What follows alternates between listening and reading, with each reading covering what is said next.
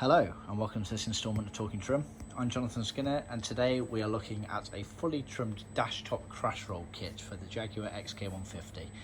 Now this kit is actually from a 150 open two-seater roadster, but the overall concept and look when it's finished is very similar to the drop head and fix heads. They were different though. Both the material covers that go on the hardware as well as the backing hardware were different between those cars, so just bear that in mind. But like I say, the overall look is very, very similar, and certainly the concept for trimming them. So let's refer to a book.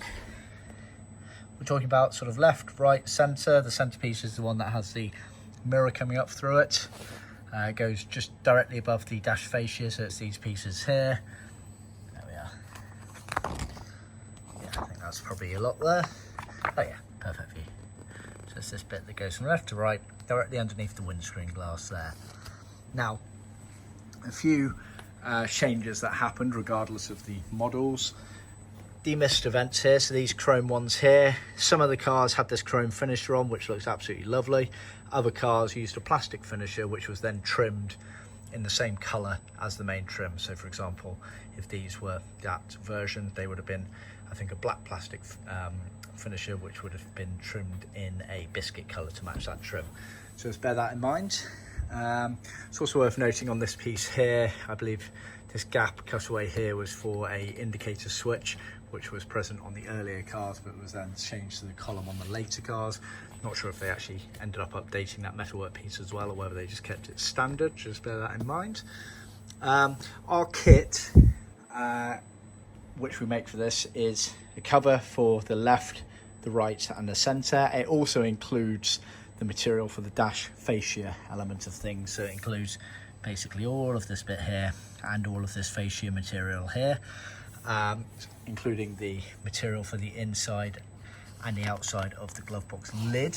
Doesn't include the glove box itself, that's sold separately, but it does include the glove box lid. I have done a separate video for that, so just bear that in mind. The D rubber, which is used for the crash roll, that is sold separately.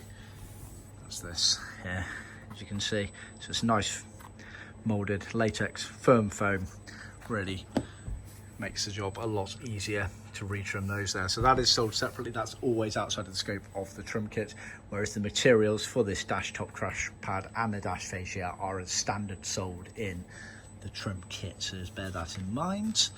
But yeah, as you can see, very nice job, trimmed effectively all the way around, apart from on this inside edge here, which is left raw because it slots underneath like that effectively. Actually, that's complete right. It's the other way around, like that. That makes a lot more sense. Okay, so it goes around like that, trimmed all the way around. Has some thin foam paddings on the top, and obviously the main D crash rolls on the front there. As you can see, lovely job there. All the way around on the lip with, like I say, those chrome finishes on this particular version here. Yeah, I think that probably covers that. Yeah, please remember to like, subscribe, share with other classic car enthusiasts. See our website for more details, and of course leave any comments if you have any questions, or just contact me directly. Thanks for tuning in, and I'll see you next time. Cheers.